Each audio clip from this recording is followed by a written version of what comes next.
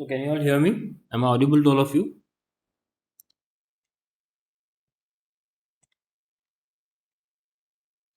Am I audible to all of you? Yes, sir. Fine. So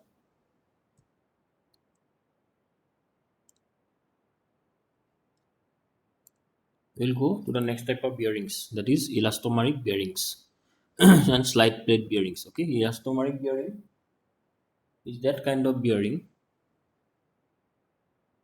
which is obtained from rubber. That is why its name is elastomeric, or it behaves like an elastic. Okay, so in this way we can say that it is an elastomeric bearing. Now the speciality of that bearing is it directly takes the compressive force, shearing force, and moment, okay, by undergoing appropriate deformation. These elastomeric bearings have no moving parts, that is why they doesn't need any we call it bear maintenance.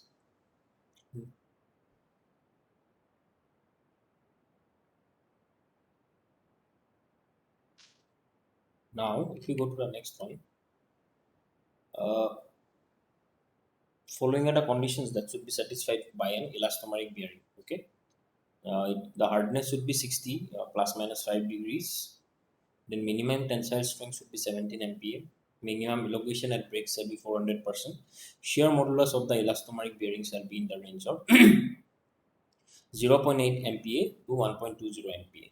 And adhesion strength of the elastomer to steel plates shall not be less than 7 kilonewton per meter. Okay. So now,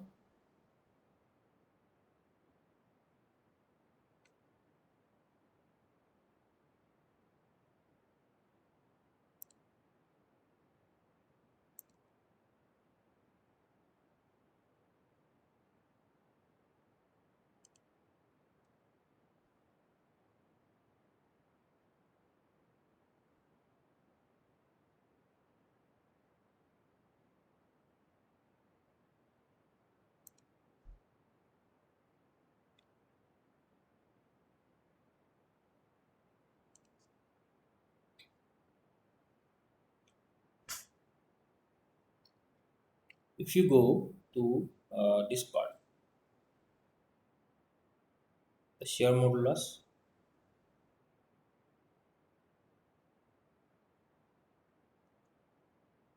of the elastomer should be in the range of 0.8 MPa to 1.20 MPa. Then the adhesion,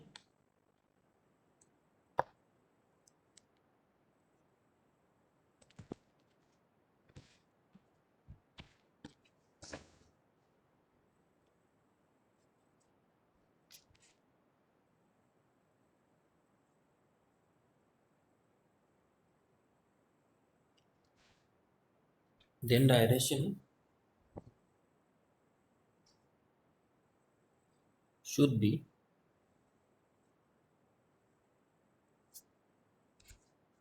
not less than 7 kilonewton per mm. Okay.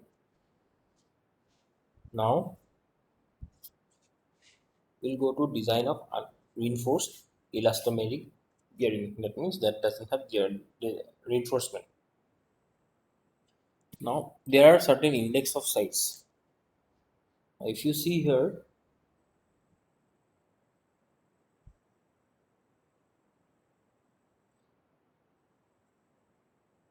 size 1, 2, 3, 4, and up to 10 is there.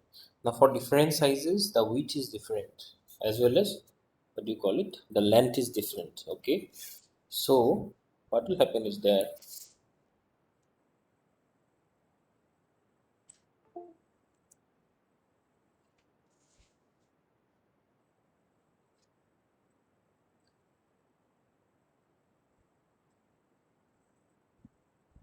if the width are given in a different length, then size or index number can be interpolated. Okay. Now the vertical axial stiffness of the elastomer is represented by its shape factor. The shape factor of the elastomer is given by the ratio. The axial stiffness, the stiffness of the elastomer This is given by AB by 2T A plus B, where A and B are plane dimensions of the pad and T is the thickness of the pad. This is as simple as that. Hmm? You just remember this formula. I'll give you the handouts, don't worry. You just remember this formula AB by 2T A plus B. Now A is if here from here, B is from here, and the thickness will be given. Okay. Now the thickness of bearing is governed by its shear movement. Now look, for finding out the thickness, it is governed by its shear movement.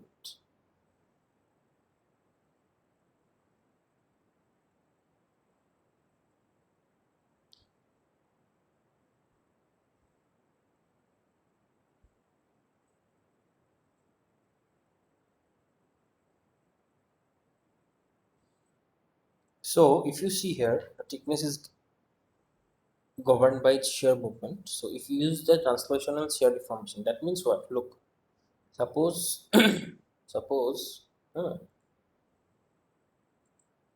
if you see this structure, this part, that means this part. Now this T is what? Basically dependent upon the shear part. Now why shear? Because if the axial load, that means if the load is applied from this side, then what will happen? This one, this dotted lines, if you can see here, if you can see here, sorry, if you can see here, this one and this one, this will give you what? The shear part, right? So this T is basically dependent upon the shear movement. Okay, so T is basically dependent upon the shear movement. Now how this shear movement will be there? If you see here, you see here,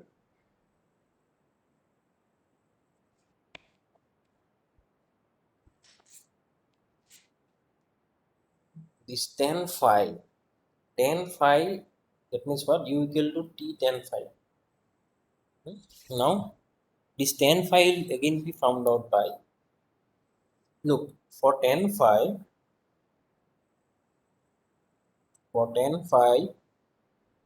it is being found out by HC plus HS by 0. Hmm. HC is the horizontal load, HS is the dynamic horizontal load, and in this way we'll be getting the value of U, which should be always less than 0.70, or T is greater than 1.43 U. So you should remember these things, okay, for short questions. The average compressive stress, this is given by what? Sigma m equal to P by AE, where P is the total vertical load in Newton, AE is the effective plane area. Now these are the certain steps that will be used for designing the elastomeric bearing. Okay.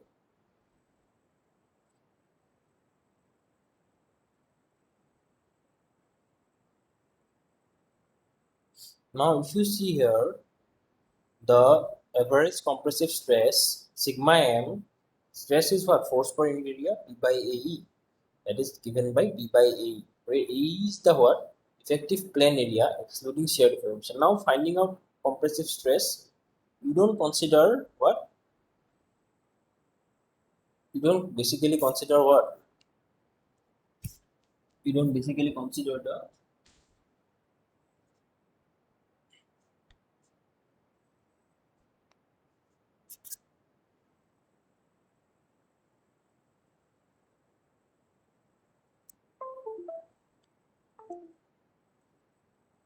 you don't basically consider the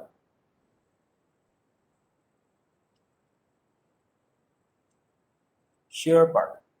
Okay, so you don't basically consider the shear part. That is why it is being designed in this manner. Okay, and the average stress calculated should be less than 2gs. Now to prevent slip,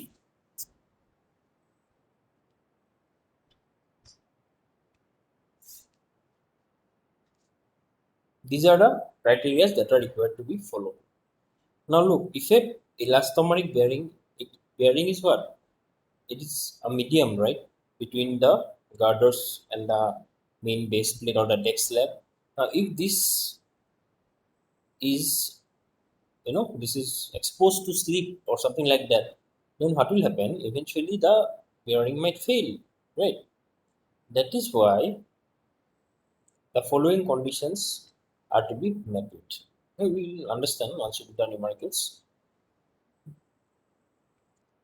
Now there are certain criterias, okay, for what do you call it? Certain criterias for selection of bearings. Among these, the first one is what? High vertical load taking capacity.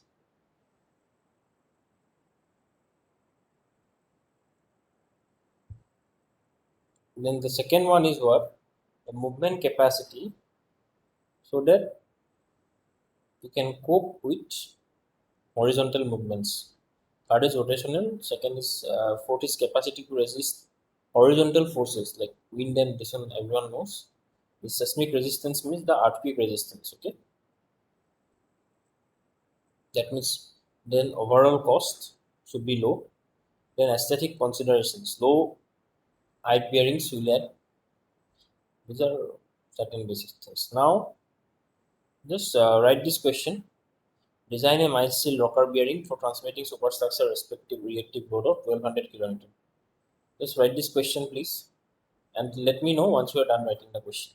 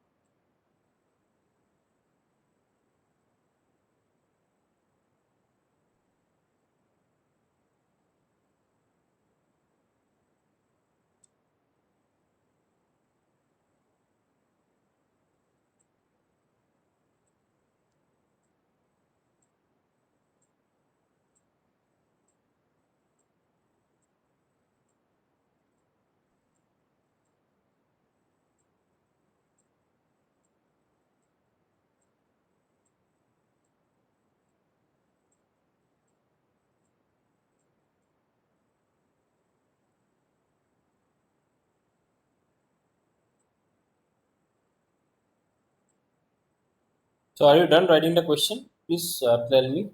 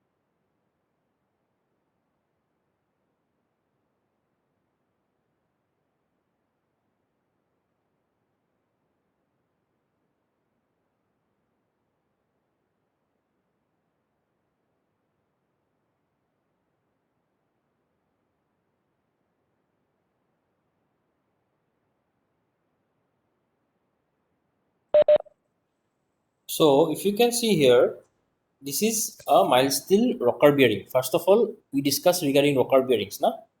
So the load is given as 1200 kilonewton. Now allowable pressure on bearing block is 3.8 MPa. Permissible bending stress is what? Permissible says bending stress 0.66 Fy. Okay. Then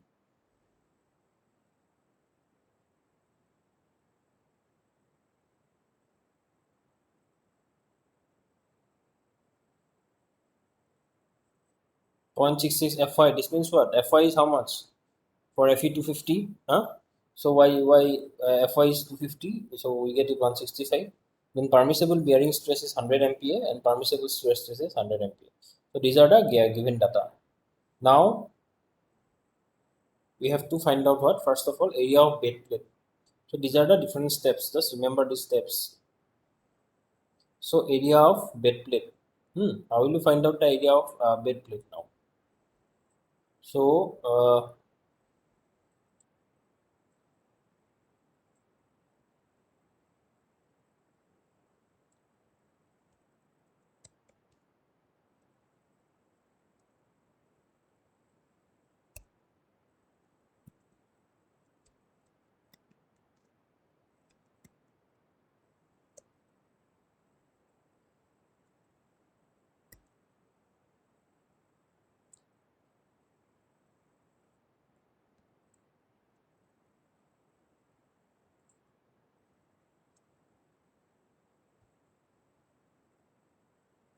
So here, if you can see,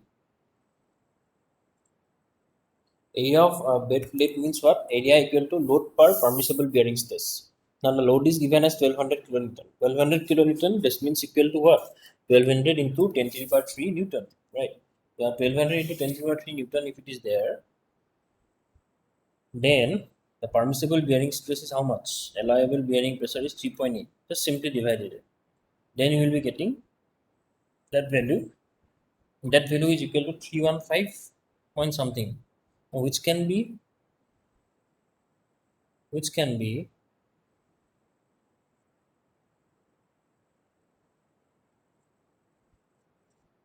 uh, written as 320,000 mm square. Yes.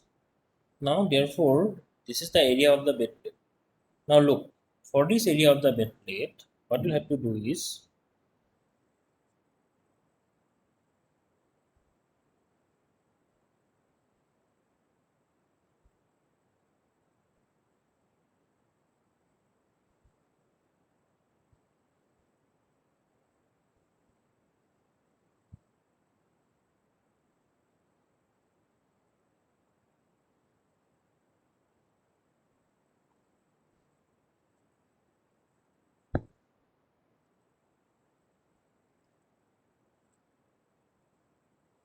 so what you'll have to do is, you can provide the bed plate as 400 by 800 mm. Look, this 32 3,000 3,20,000 means what?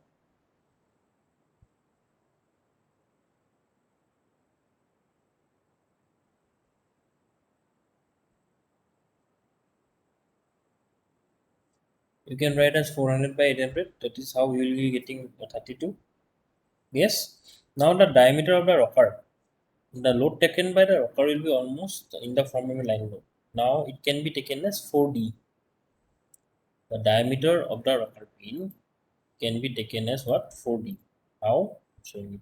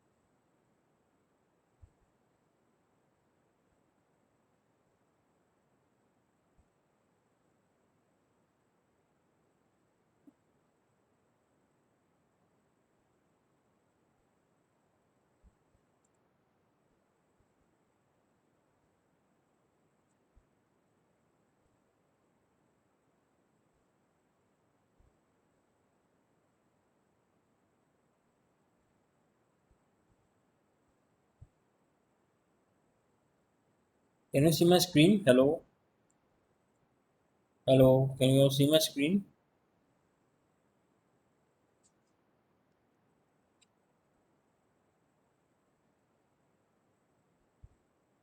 No, sir. Wait a minute. I'm having. Give me a minute. Huh?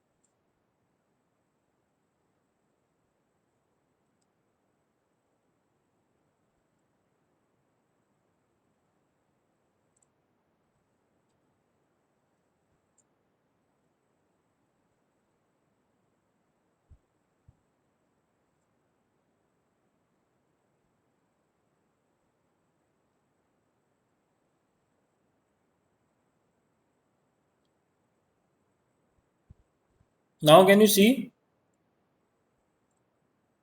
Now can you see my screen?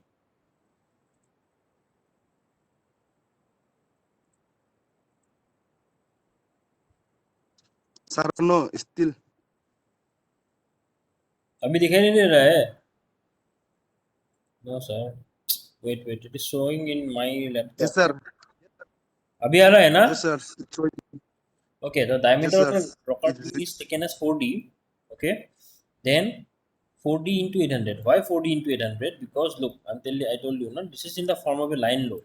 If it is in the form of a line load, huh, if it is in the form of a line load, then we can assume like this, no? If it is in one dimension, if it is in the line load, then L, this is L, this is B. Now, if it is in the form of a line load, we can take this dimension as L, okay? Then this B will be like this and then like this. No, this is how. So we can consider it as 4D. Now 4D into 800 equal to 1200 into 10 to the power 3.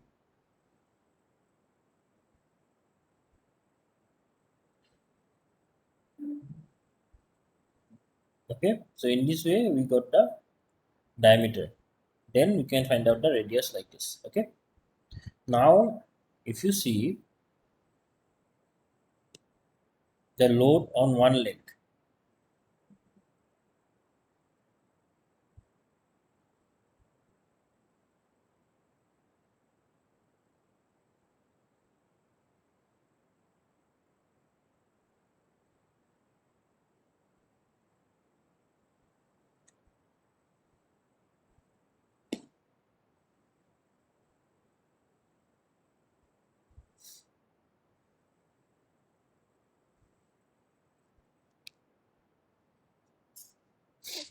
the load on one leg is given by what? Half into, since there is two legs in the rocker pin and load on one leg, the total load is 1200 into 10 to the power 3. That is why half of on one leg it is half. Now the distance between the upper and lower legs. So for this thing you will have to draw the diagram.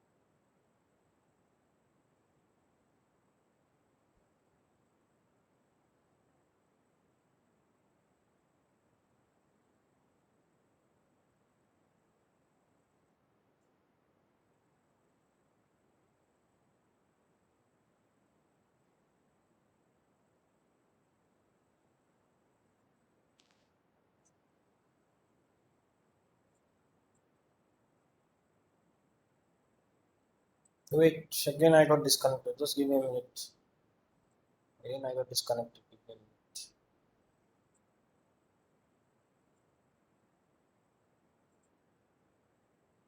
Now, if you see here, in this designing of rocker pin, we have considered the upper leg, the dimension of the leg as 50 mm. So, distance between the upper and lower leg. So, distance between the upper and lower leg distance is what? The center to center distance. Therefore, the center to center distance can be found out how? This is what? This is 25. This is 25. And this small part is 15. Okay. So, we got it 65. Now, the bending moment is found out force into perpendicular distance. Then, the section modulus, which is given by M by FB. FB we just found out as 165 because 0.66 Fy.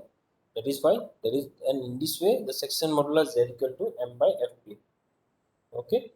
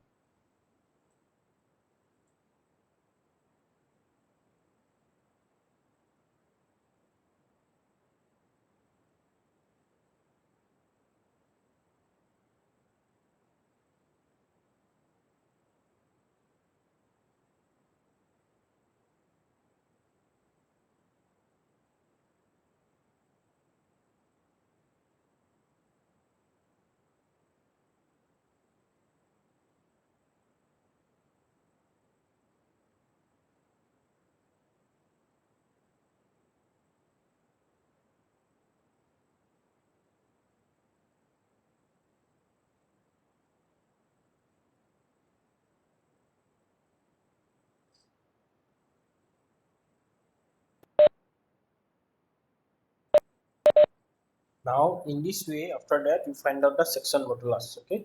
Now section modulus we found out. Then from the section modulus, pi d cube by 32. So this is the formula for section modulus of this kind of figures. Okay. So from that we will be getting the d. That means the diameter of the rocker pin.